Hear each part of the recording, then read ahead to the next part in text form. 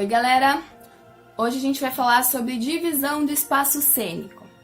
Tá, mas o que é o espaço cênico? O espaço cênico, né, é o lugar onde os atores ocupam para as suas representações. Então, o lugar onde os atores, né, se juntam ali para representar algo. Os primeiros palcos que nós tivemos foram na Grécia Antiga, né? Vai ter uma fotinha aqui, espero. Que o público, né, a arquibancada, como eles diziam, ficavam em colinas inclinadas, que era onde o público sentava. E aí nós temos três espaços que são importantes nesse palco da Grécia Antiga, que é a orquestra, né, que é esse círculo, que é onde a orquestra ficava. Nós temos também a arquibancada, que, né, são essas escadinhas onde o público fica, e o proscênio, que é onde os líderes do coro ficavam, ok? Esse tipo de palco, né, da Grécia Antiga, a gente conhece hoje como palco-arena. E existem vários tipos de palco-arena. Tem o palco-arena circular, semicircular, quadrado, triangular, ovalado, defasado e 3/4 de círculo, ok? Mais tarde, os romanos, eles se apropriaram, né, desse palco da Grécia Antiga e só mudaram algumas coisinhas. Então, eles fecharam o espaço teatral, né, e juntaram com a parte da arquibancada. Então, eles só fecharam ali onde iam acontecer os espetáculos e também, né, lutas de gladiadores, enfim, que aconteciam tudo nesse espaço destinado ao teatro também. E eles apenas fecharam esse espaço, ok? Mais pra frente, na Idade Média, né, os palcos eram mais nas igrejas, né? É porque assim, esses pequenos detalhes vocês vão ver em História 1, História 2, então eu não vou me aprofundar muito no porquê, né? Eu vou só explicar pra vocês os tipos de palco. Então, na Idade Média, começa a ter essas representações nas igrejas, e aí as igrejas utilizam, né, o palco deles de várias formas. Então, às vezes eram feitas as representações do lado de fora da igreja, né, ali nas escadinhas. Às vezes era feito ali de forma de corredor, né, de palco corredor, utilizando o corredor entre as cadeiras e utilizando a parte da frente, né, onde fica um púlpito, assim, acho que é. Então a gente começa a ver aí nas igrejas, né, quando acontece lá dentro, muito essa questão do palco corredor, né. E também, na Idade Média, nós tínhamos os palcos que eram, na verdade, carroças, que era uma forma de teatro ambulante, né? Que eles viajavam nessas carroças e aí essas carroças se transformavam em pequenos palcos, que vocês vão ver também nos vídeos de comédia dell'arte, né? Explicando um pouquinho melhor sobre isso. E aí, um pouquinho mais pra frente, a gente começa a ter o teatro elisabetano, que aí a gente tem um palco que ele é mais avantajado pra frente, né? Que o palco é mais alongado. E a gente tem o público, né, ao redor e no meio, como se fossem esses palcos de shows mesmo que a gente tem hoje, né? Que as pessoas ficam ao lado, ficam ali no meio. E também a gente tem umas espécies de arquibancadas. Não sei se é bem assim que fala. Que na época era a galera mais nobre que ficavam, né, nesse lugar mais alto. Só uma curiosidade.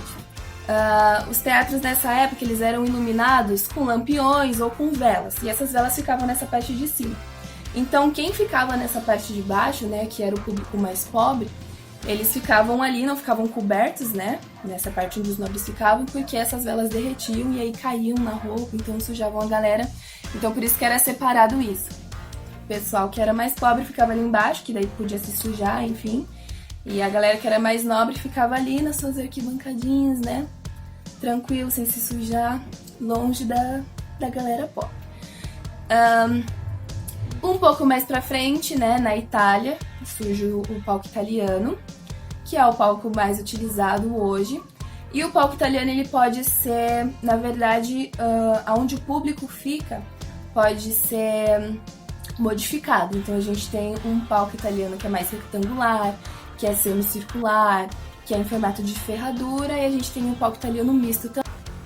Em um palco italiano, nós temos algumas coisas que são importantes de falar, né? De questão mesmo de estrutura desse palco italiano. Então, coisas que a gente já conhece. No fundo tem aquela cortina preta imensa, né? Que chama rotunda. Essa parte da frente a gente tem a boca de cena. Nós temos as coxias ao lado. Num palco italiano, né? Bem feito mesmo dessa estrutura original.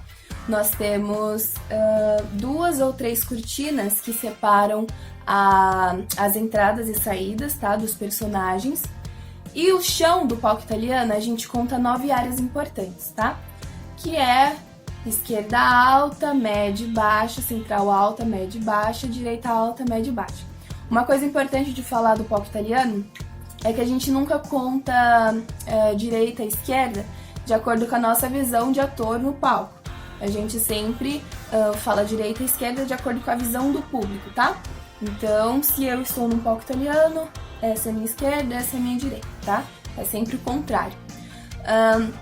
Dessas 9 áreas, nós temos 5 áreas que são muito importantes, tanto por questão de iluminação, quanto por questão de visibilidade do público com os atores. Então, são 5 áreas que são importantes para o ator sempre pensar em estar, porque daí todo mundo que está no público consegue enxergar ele tranquilamente, né, independente da distância que ele está. Essas 5 áreas são a central alta, central média e central baixa, e esquerda média e direita média, ok? Essas são as 5 áreas que é sempre interessante a gente pensar em se posicionar, que todo mundo consegue enxergar a gente normalmente, tranquilinho, tá? Nós temos também um anfiteatro, né, que são arenas ovais ou circulares em céu aberto. Nós temos subpalco. Geralmente esse subpalco é mais no palco italiano, sabe, aquelas plataformas que descem e sobem com os personagens, né? Quem nunca sonhou em fazer um espetáculo que do nada você aparece do chão. E temos também os espaços livres, né? Então, espaços livres são todos os espaços onde os atores, né, podem se juntar e representar alguma coisa.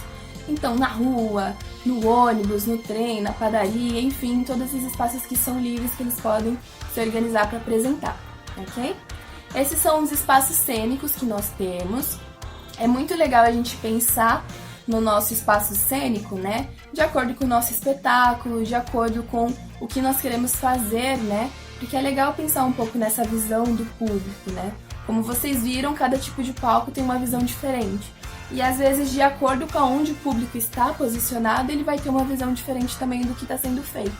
Então é legal pensar também nos palcos, né? Na divisão cênica, a divisão do espaço cênico quando a gente vai criar algum espetáculo ou alguma coisa assim. Ok? É isso por hoje. Tchau!